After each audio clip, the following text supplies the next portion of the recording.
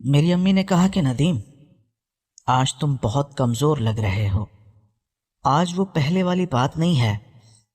پہلے جب بھی تم میرے پاس آتے تھے تو ایک ایک گھنٹہ میچ کھیلتے تھے اور میری جان نکال دیتے تھے، لیکن اب میں نوٹ کر رہی ہوں پچھلے 2 مہینوں سے تم 20 منٹ میں ہی آؤٹ ہو جاتے ہو۔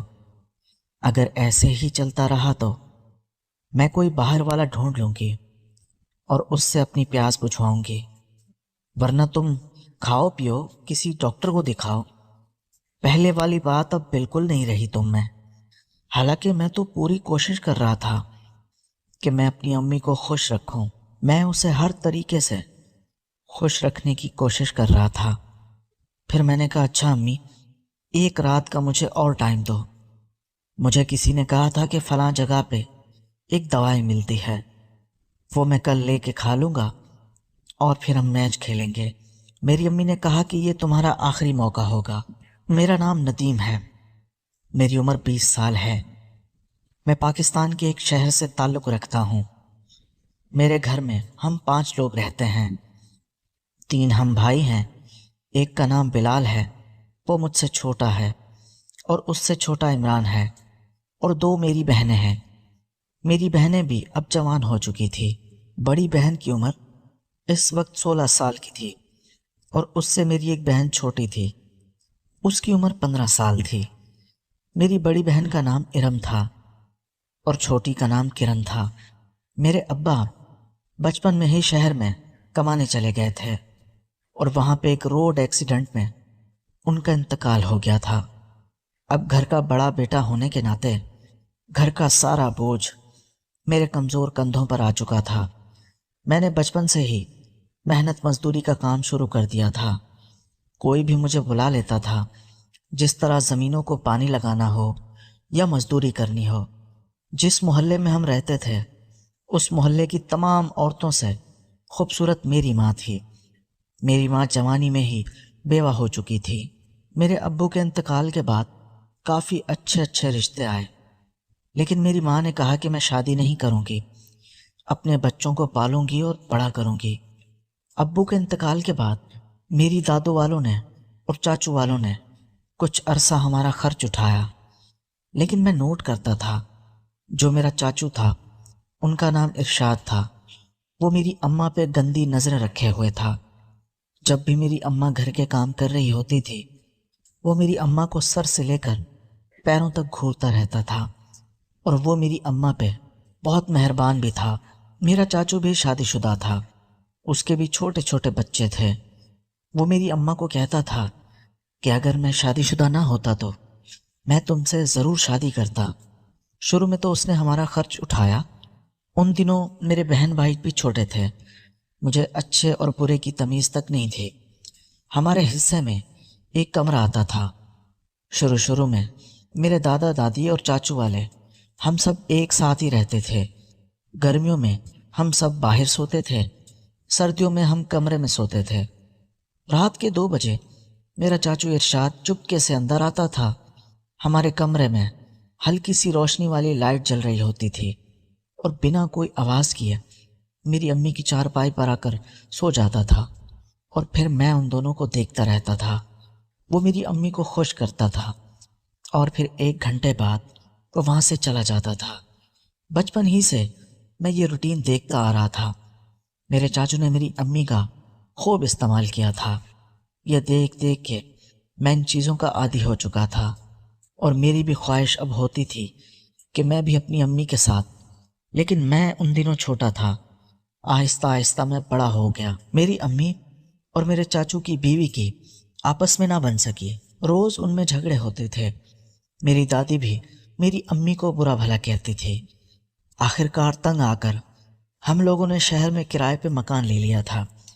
میرے ابو کے حصے سے 5 ایکڑ ہماری زمین حصے میں آتی تھی۔ ہم اسی پہ کھیتی باڑی کر کے اپنا گزر بسر کر رہے تھے۔ اب جب ہم شہر آ چکے تھے تو گھر کا سارا کنٹرول میرے ہاتھ آ چکا تھا۔ مجھے وہ بچپن والے سارے سین یاد تھے جو امی اور چاچو کرتے تھے۔ اب میں بھی اپنی امی کو اٹھتے بیٹھتے بغور دیکھتا رہتا، لیکن میری امی کو کبھی بھی یہ محسوس نہیں ہوا تھا کہ میں ان کو کن نظروں سے دیکھتا ہوں۔ شروع میں جب ہم شہر آئے تھے تو میرا چاچو نہیں آتا تھا، کیونکہ اس نے میری امی کو کافی منع کیا تھا کہ وہ شہر نہ جائے۔ میری امی نے کہا کہ اب میں تنگ آ چکی ہوں، میں روز روز کے جھگڑے اب نہیں جھیل سکتی۔ 2 مہینے بعد پھر سے میرا چاچو شہر والے گھر میں بھی آنا جانا شروع ہو چکا۔ وہ ہفتے میں 2-3 چکر لگاتا تھا، اور جب بھی ہمارے گھر آتا تھا کچھ نہ کچھ اس کے ہاتھ میں ہوتا تھا، یا وہ پھل وغیرہ لے کر آتا تھا یا وہ کچھ نہ کچھ کھانے کا لازمی لے کر آتا تھا۔ میری امی ہم لوگوں کو بولتی تھی کہ جاؤ کھیلو، لیکن مجھے پتا ہوتا تھا کہ میری امی نے ہم لوگوں کو کیوں بھیجا ہے۔ وہ میرے چاچو کے ساتھ کمرے میں چلی جاتی تھی اور دروازہ لاک کر دیتی تھی۔ میں دروازے کے سراغ سے ان کو دیکھنے کی کوشش کرتا تھا۔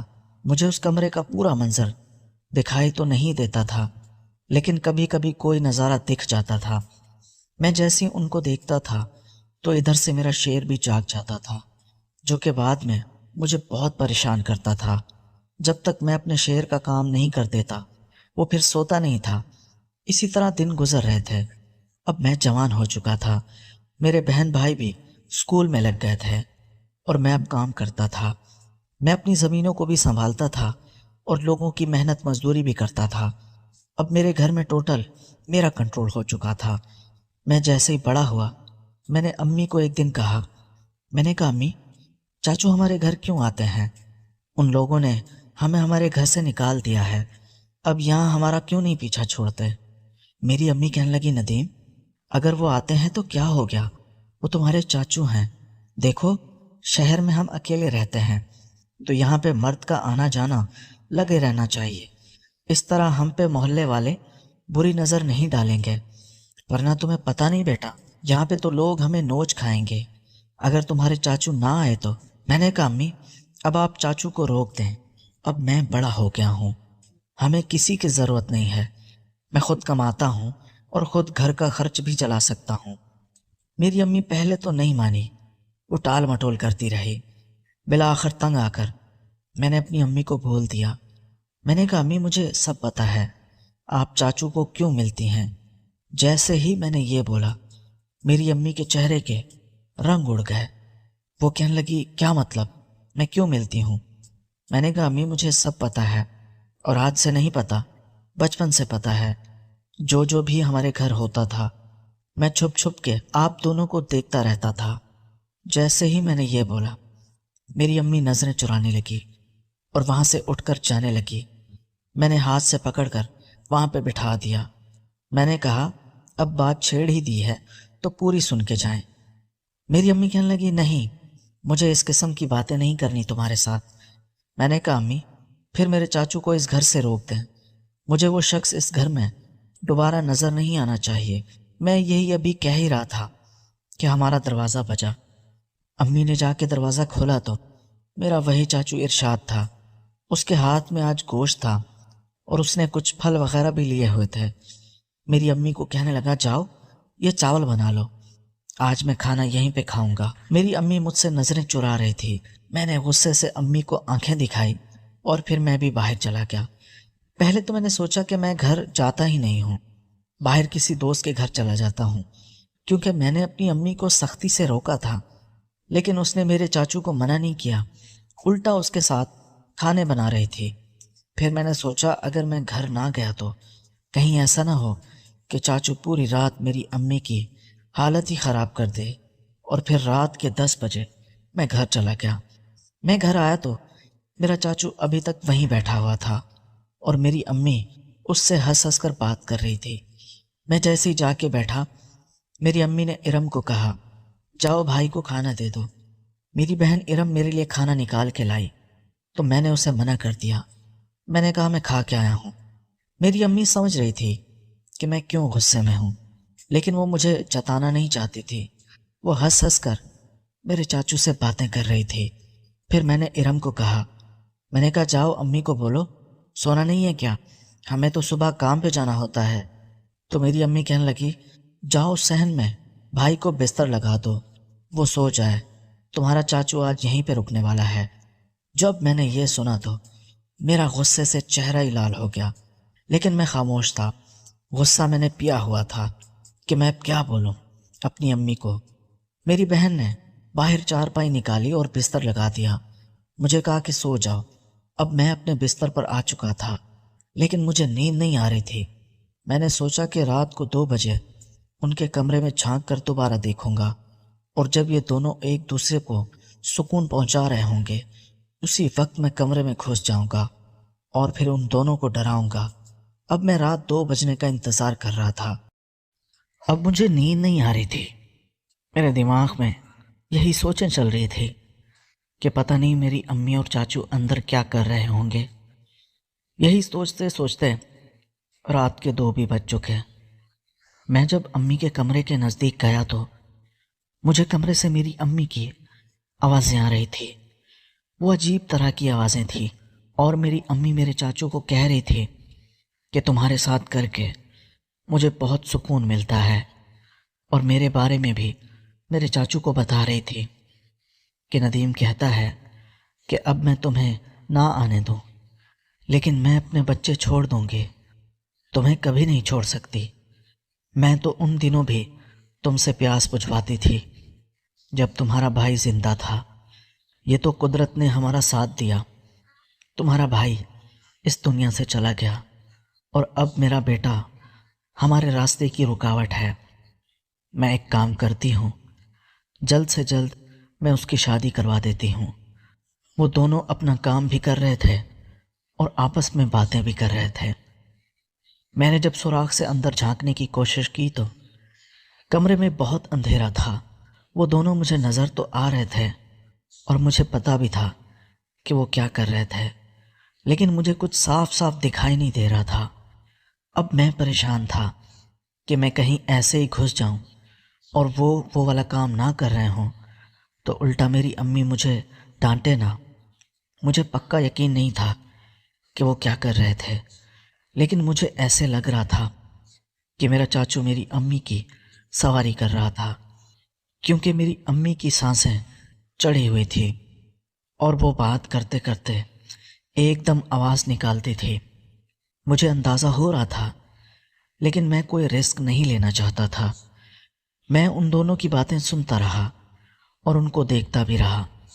میری امی میرے چاچو کو کہہ رہی تھی کہ میں ندیم کی جلد سے جلد شادی کر کے اسے الگ کر دوں گی اور پھر مجھے تم سے ملنے سے کوئی بھی نہیں روکے گا۔ میں نے تمہیں کتنی دفعہ کہا ہے کہ تم مجھ سے شادی کر لو، تمہاری بیوی کے ساتھ میں رہنے کے لیے تیار ہوں۔ میرا چاچو کہنے لگا میں تم سے شادی نہیں کر سکتا، اور ویسے شادی والے سارے حقوق تو میں ادا کر رہا ہوں، تو شادی کی کیا ضرورت ہے؟ تو میری امی اس سے کہنے لگی بس اسی طرح ادا کرتے رہنا، مجھے کبھی چھوڑنا مت، میں تمہارے بغیر نہیں رہ سکتی، کیونکہ تمہارے بھائی کے ساتھ مجھے بالکل بھی سکون نہیں ملتا تھا۔ تم نے جب سے مجھے سکون پہنچایا ہے میں تمہاری ہو کے رہ گئی ہوں۔ اب میں زندگی کے کسی بھی موڑ پہ تمہیں کھونا نہیں چاہتی۔ میری امی میرے چاچو کی تعریفیں کر رہی تھی۔ پتہ نہیں چاچو کے پاس ایسا کیا تھا جس سے میری امی بہت متاثر ہو رہی تھی۔ پھر میرا چاچو میری امی کو کہنے لگا مجھے تم سے ایک اور بات بھی کرنی تھی، وہ جو تم لوگوں کی زمین پڑی ہوئی ہے نا وہ مجھے دے دو تاکہ میں اس پہ کھیتی باڑی کروں، میں تم لوگوں کی بھی مدد کر دیا کروں گا۔ تو میری امی کہنے لگی مجھے تو کوئی اعتراض نہیں، لیکن تمہیں تو پتہ ہے ندیم اس زمین پہ کھیتی باڑی کرتا ہے، وہ اس گھر کا خرچ اٹھاتا ہے، تو ندیم نہیں مانے گا۔ میرا چاچو کہنے لگا اس کو مناؤ، تمہارے گھر کا خرچ میں اٹھاؤں گا، وہ زمین مجھے دے دو، میں نے اس پہ کھیتی باڑی کرنی ہے۔ میری امی کہنے لگی اچھا میں صبح ندیم سے بات کروں گی، اور فی الحال اب باتیں نہیں کام دکھاؤ۔ اب مجھے یہ باتیں سن کر اندازہ تو ہو گیا تھا کہ میری امی میرے چاچو کو اتنی آسانی سے چھوڑنے والی تھی تو نہیں۔ اب میں یہ سوچ رہا تھا کہ اب کمرے میں اندر جاؤں یا نہیں جاؤں، کیونکہ اب تو ان دونوں نے وہ کام شروع کر دیا تھا جس کا میں انتظار کر رہا تھا۔ میں یہ سوچ رہا تھا کہ اگر میں کمرے میں چلا بھی گیا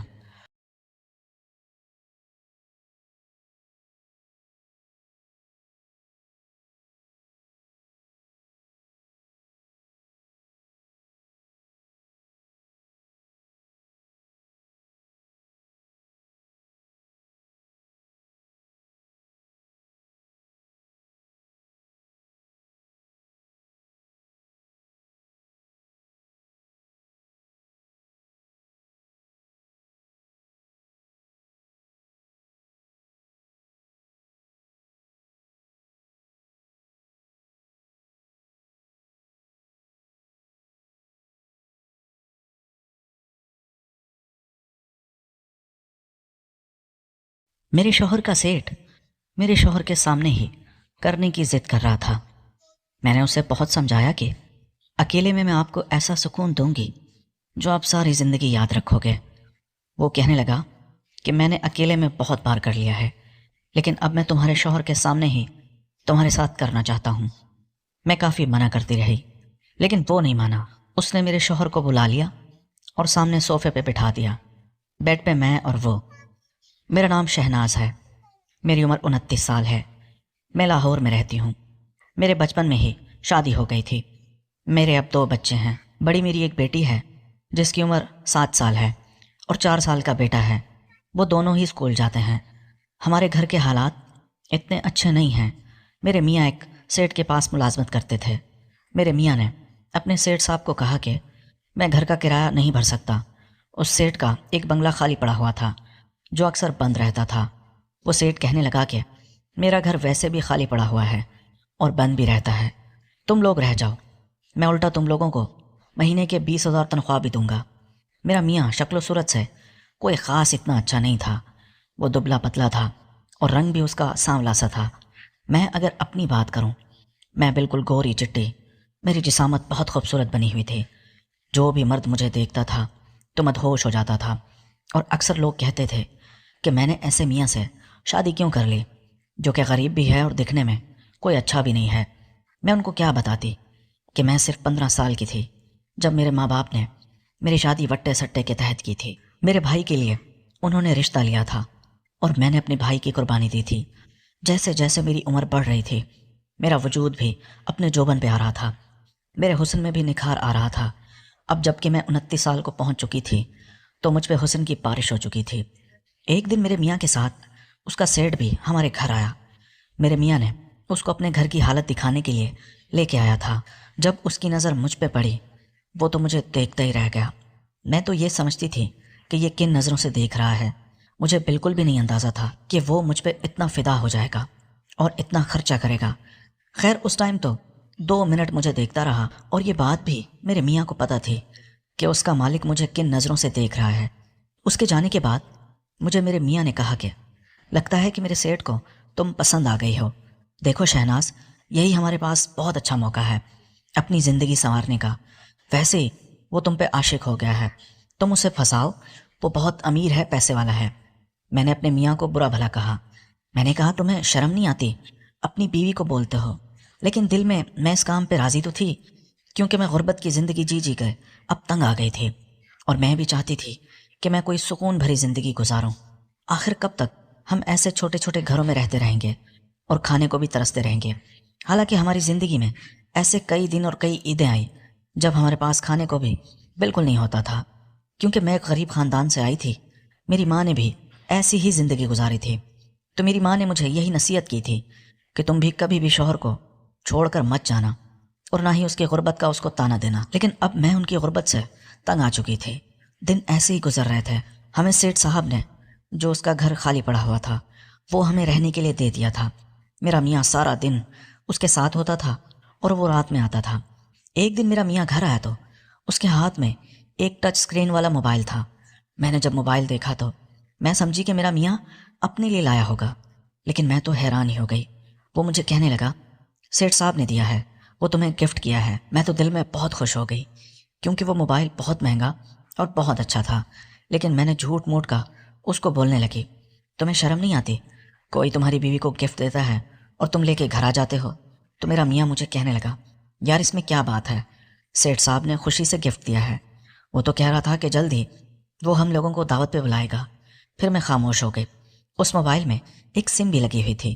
اگلے دن میرا شوہر پھر کام پہ چلا گیا۔ اب مجھے پتا تھا سیٹ صاحب نے جب مجھے موبائل دیا ہے تو وہ مجھے فون بھی لازمی کرے گا۔ اگلے دن دوپہر کو ایک نمبر سے فون آنے لگا۔ میں نے جب کال اٹھائی تو وہی سیٹ صاحب تھا۔ اس سیٹ کا نام ابراہیم صاحب تھا۔ اس نے مجھے اپنا نام بتایا اور مجھے کہا کہ آپ کو گفٹ پسند آیا؟ میں نے اسے کہا صاحب جی اتنا تکلیف کیوں کی، اس کی کیا ضرورت تھی، یہ تو بہت مہنگا ہے اور میں اسے کیا کروں گی۔ پھر وہ کہنے لگا شہناز میں نے جب سے تمہیں دیکھا ہے میں تو حیران ہوں کہ تم میرے ملازم کی بیوی ہو، اتنی خوبصورت۔ میں تو سمجھتا تھا کہ شاید کوئی گاؤں والی جیسی ہوگی، ایسی سانولی سی سوکھی پتلی، لیکن تم تو شہر کی عورتوں سے بھی زیادہ حسین اور خوبصورت ہو۔ یقین کرو شہناز، تم تو میری بیوی سے بھی زیادہ حسین ہو۔ سیٹھ صاحب نے میری بہت تعریفیں کی، جسے سن کے میں بھی خوش ہو رہی تھی۔ پھر وہ کہنے لگا، تمہیں کچھ بھی ضرورت ہو تم مجھے بلا جھجک رات کے کسی بھی وقت فون کر لینا۔ مجھے پتا تھا میرا سیٹھ مجھ پہ اتنا مہربان کیوں ہو رہا تھا۔ وہ شاید میرے ساتھ اپنی دلی خواہش پوری کرنا چاہتا تھا، لیکن میں جس طرح بتا چکی ہوں کہ میں اب غربت بھری زندگی سے تنگ آ چکی تھی، اس لیے میں بھی اس کے جال میں پھنستی گئی۔ ایک دن رات کو سیٹھ صاحب کا فون آیا۔ وہ مجھے کہنے لگا، شہناز کل رات 8 بجے کا کھانا تم میرے ساتھ کھانا، میں تم دونوں میاں بیوی کو دعوت پہ بلا رہا ہوں، اور ہاں اپنے بچوں کو مت لانا۔ جب سیٹھ صاحب نے بولا کہ اپنے بچوں کو مت لانا، مجھے بہت عجیب لگا۔ پھر میں نے اسے کہا کہ ہم بچوں کو کہاں چھوڑیں گے، یہاں تو ہمارا کوئی جاننے والا بھی نہیں ہے۔ پھر وہ کہنے لگا، 2 گھنٹے کی تو بات ہے، 2 گھنٹے میں تم واپس گھر پہنچ جاؤ گے۔ میں نے سوچا چلو ٹھیک ہے، سیٹھ صاحب نے ہم پہ اتنے احسان کیے ہیں، ہمیں رہنے کے لیے گھر دیا ہے اور مجھے کتنا مہنگا موبائل بھی تو دیا ہے، تو میں اسے منع نہیں کر پائی۔ میں نے اسے کہا کہ میرے شوہر کو بھی بتا دیجیے گا، کیونکہ لائے گا تو وہی، مجھے آپ کے گھر کا معلوم نہیں ہے، گھر میں نے کبھی آپ کا دیکھا نہیں ہے۔ وہ مجھے کہنے لگا، ہاں میں نے اس سے بات کر لی ہے، تم آنا اچھے سے کپڑے پہن کے آنا۔ مجھے پتا تو تھا کہ سیٹھ صاحب ایسا کیوں کہہ رہا ہے، لیکن میں سمجھتی تھی کہ ابھی ہمارے نئے تعلقات ہیں، وہ اتنا آگے تھوڑی جائے گا۔ رات کو 10 بجے جب میرا شوہر آیا، مجھے کہنے لگا، شہناز سیٹھ صاحب کا فون آیا تھا کیا؟ میں نے اسے بتایا کہ ہاں آیا تھا۔ وہ کہنے لگا، ہاں سیٹھ صاحب ہمیں کل اپنے فارم ہاؤس پہ دعوت پہ بلا رہا ہے۔ جب میرے شوہر نے فارم ہاؤس کا نام لیا، میں تو پریشان ہی ہو گئی۔ میں نے کہا، فارم ہاؤس پہ کیوں؟ لوگ تو گھر پہ دعوت دیتے ہیں، وہ ہمیں فارم ہاؤس پہ بلا رہا ہے۔ تو کہنے لگا، ہاں عجیب تو ہے، مجھے بھی عجیب لگا، لیکن میں اسے منع نہیں کر پایا، آخر اس کے اتنے احسان ہیں ہم پہ۔ پھر میں خاموش ہو گئی۔ میں نے کہا چلو 2 گھنٹے کی تو بات ہے، آگے سے سیٹھ صاحب سے میں بات کر لوں گی۔ خیر رات ایسے ہی گزر گئی۔ اگلے دن میرا شوہر کام پہ گیا، مجھے کہا کہ رات کو 8 بجے تک تیار رہنا، میں تمہیں لے جاؤں گا۔ تو دوپہر 2 بجے میرا شوہر گھر واپس آ گیا، اس کے ہاتھ میں کچھ سامان تھا۔ میں نے اس سے پوچھا کہ اس میں کیا ہے، تو وہ کہنے لگا، سیٹھ صاحب نے تمہارے لیے ڈریسز بھیجے ہیں، یہ بہت مہنگے کپڑے ہیں، تم یہ پہن کے چلنا۔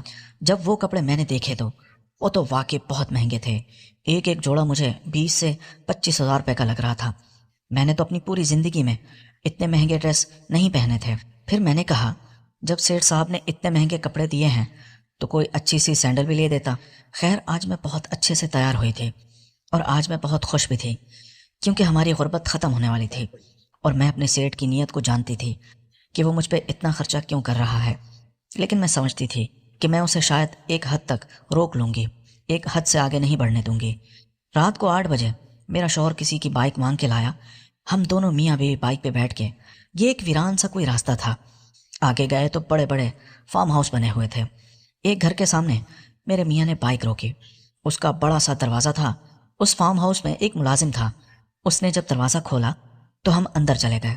وہ تو واقعی بہت خوبصورت فارم ہاؤس تھا، اس میں سوئمنگ پول تھا، گارڈن میں پھول لگے ہوئے تھے، اور کرسیاں بھی پڑی ہوئی تھی، اور 3-4 کمرے بھی نظر آ رہے تھے۔ میرے میاں نے اس کے ملازم سے پوچھا، ابراہیم صاحب ابھی تک نہیں آئے؟ تو وہ ملازم کہنے لگا، نہیں انہوں نے فون کیا تھا کہ آج اچھا سا کھانا بنا لینا، وہ بس آنے ہی والے ہیں، چلیں آپ لوگ اندر جا کے بیٹھیں۔ ہم جا کے اندر بیٹھے تو اندر بھی بہت خوبصورت صوفے، قالین، فرنیچر سب کچھ بچھا ہوا تھا، اور بہت لائٹنگ چل رہی تھی۔ ایسا گھر بھی میں نے زندگی میں پہلی دفعہ دیکھا تھا۔ پھر اتنے میں اس کا ملازم پانی لے کے آیا اور ہمارے سامنے رکھ دیا۔ میں نے پانی پیا تو مجھے کسی گاڑی کے رکنے کی آواز آئی، ایسے لگا جیسے فارم ہاؤس میں کوئی گاڑی رکی ہے۔ میرا میاں مجھے کہنے لگا، لگتا ہے سیٹھ صاحب آ گئے ہیں، وہ کہہ کے باہر چلا گیا۔ پھر 5 منٹ بعد میں نے دیکھا تو ابراہیم صاحب، میرا میاں اور اس کا ملازم اندر داخل ہوئے۔ ابراہیم صاحب کے ہاتھ ایک عدد پھول تھا، اس نے آتے ہی مجھے کہنے لگا، شہناز یہ لو۔ مجھے تو بہت شرم آ رہی تھی، کیونکہ میرے میاں کے سامنے وہ مجھے پھول دے رہا تھا۔ پھر وہ مجھے کہنے لگا، شرماؤ نہیں، تمہارا میاں تمہیں کچھ نہیں کہے گا۔ خیر میں نے پھر وہ پھول لے لیا، اور پھر اتنے میں ایک ملازم آیا، کہنے لگا، صاحب جی کھانا تیار ہے، کیا لگا دوں؟ ابراہیم صاحب ایک ہال نما کمرے میں لے گئے، جہاں پہ بہت سارے صوفے پڑے ہوئے تھے اور بیچ میں ٹیبل لگی ہوئی تھی۔ میں نے دیکھا تو وہاں پہ پہلے سے ہی بہت سارا کھانا سجا ہوا تھا، اور اس ہال میں اے سی بھی چل رہا تھا۔ میں جیسے ہی ہال میں گئی تو وہ یخ ٹھنڈا ہو رہا تھا۔ کھانا جب میں نے دیکھا، میں نے ایسا کھانا کھانا تو دور کی بات، میں نے دیکھا ہی پہلی دفعہ تھا، دنیا کی ہر چیز تھی۔ پھر سیٹھ صاحب میرے لیے کرسی سیٹ کرنے لگا اور مجھے کہا شہناز یہاں بیٹھ جاؤ۔ مجھے کافی شرم آ رہی تھی کہ اتنا ارب پتی انسان میری آؤ بھگت کر رہا ہے، لیکن میں یہ نوٹ کر رہی تھی۔ میرا میاں یہ دیکھ دیکھ کے کافی خوش ہو رہا تھا۔ خیر ہم نے وہ کھانا کھایا جو کہ واقعی بہت اچھا بنا ہوا تھا۔ پھر میرے میاں کے موبائل پہ بیل ہونے لگی اور وہ ہیلو ہیلو کرتا باہر چلا گیا۔ میں نے سمجھا کہ شاید سگنل کی وجہ سے اسے آواز نہیں آ رہی تھی، لیکن وہ پھر اندر ہی نہیں آیا۔ میں 10 منٹ اسی ٹیبل پہ بیٹھی رہی۔ پھر مجھے ابراہیم صاحب کہنے لگا شہناز چلو میں تمہیں اپنا بیڈ روم دکھاتا ہوں۔ وہ مجھے ایک بیڈ روم میں لے گیا۔ جب اس بیڈ روم میں گئی تو اس بیڈ پہ ہلکے ہلکے پھول بچھے ہوئے تھے اور اس کمرے میں بہت اچھی خوشبو مہک رہی تھی۔ مجھے ابراہیم صاحب کہنے لگا بیٹھ جاؤ بیڈ پہ۔ جب میں بیڈ پہ بیٹھی تھی وہ بھی میرے ساتھ بیٹھ گیا۔ اب مجھے تھوڑا عجیب لگا۔ پھر میں اٹھ کے باہر جانے لگی۔ اس نے مجھے ہاتھوں سے پکڑ لیا، کہنے لگا شہناز کیا ہوا، کہاں جا رہی ہو، بیٹھو تو۔ میں نے اسے کہا کہ میرا شوہر ابھی تک آیا نہیں ہے، وہ کہاں چلا گیا؟ وہ مجھے کہنے لگا دیکھو شہناز میں نے ہی اسے باہر بھیج دیا ہے، وہ بھی 1 گھنٹے تک واپس نہیں آنے والا۔ مجھے تم سے بہت ضروری بات کرنی تھی۔ میں دل میں تو جانتی تھی کہ سیٹھ صاحب کیا بات کرنے والے ہیں، لیکن میں نے انجان بنتے ہوئے کہا، میں نے کہا کیا بات کرنی تھی؟ وہ کہنے لگا شہناز میں نے جب سے تمہیں دیکھا ہے مجھے تو راتوں کو نیند نہیں آتی ہے، تم بہت خوبصورت ہو، تم میرے ساتھ دوستی کیوں نہیں کرتی؟ جب اس نے یہ کہا تو پھر میں نے کہا ابراہیم صاحب کیا آپ نے مجھے اسی لیے اتنا مہنگا گفٹ دیا تھا اور آپ نے رہنے کے لیے گھر بھی دیا تھا، آپ ہماری مجبوری سے فائدہ اٹھا رہے ہیں؟ وہ کہنے لگا نہیں شہناز، اللہ جانتا ہے میں دل سے تمہاری قدر کرتا ہوں، میں تم سے دل سے محبت کرتا ہوں۔ دیکھو تمہارا شوہر ٹھیک بندہ نہیں ہے، میں اسے جانتا ہوں، لیکن تم مجھے واقعی بہت اچھی لگتی ہو۔ تمہارا شوہر ہر وقت جھوٹ بولتا رہتا ہے، وہ بس پیسے لوٹنے کے چکر میں رہتا ہے، اسی لیے میں تم لوگوں کی ہیلپ نہیں کرتا تھا، لیکن جب میں نے تمہیں دیکھا مجھ سے یہ برداشت ہی نہیں ہوا کہ تم ایسے گھر میں رہو جس میں تم رہ رہی تھی۔ شہناز تم میری خواہش پوری کرو، میرے ساتھ دوستی کرو، دنیا کی ہر آسائش میں تمہارے قدموں میں ڈال دوں گا۔ جب ابراہیم صاحب نے یہ بولا میرے لیے آفر تو بہت اچھی تھی، اور میں جیسے کہ پہلے بتا چکی ہوں کہ میرا شوہر دکھنے میں کوئی خاص اتنا اچھا نہیں ہے، جب میں اس کے ساتھ یہ سب کر لیتی ہوں۔ ابراہیم صاحب تو دکھنے میں بھی بہت خوبصورت تھے اور ارب پتی بھی تھے، ان کی بس عمر مجھ سے تھوڑا زیادہ تھی، لیکن اب میں ایک دم تو ماننے والی تھی نہیں، میں نے تھوڑے نخرے کرنے تھے۔ میں نے کہا نہیں میں ایسی نہیں ہوں، آپ کو غلط فہمی ہوئی ہے۔ وہ مجھے مناتا رہا اور پھر آدھے گھنٹے بعد میں نے اسے کہا کہ ابراہیم صاحب تو پھر میری بھی ایک شرط ہے۔ وہ کہنے لگا شہناز مجھے تمہاری ہر شرط منظور ہے۔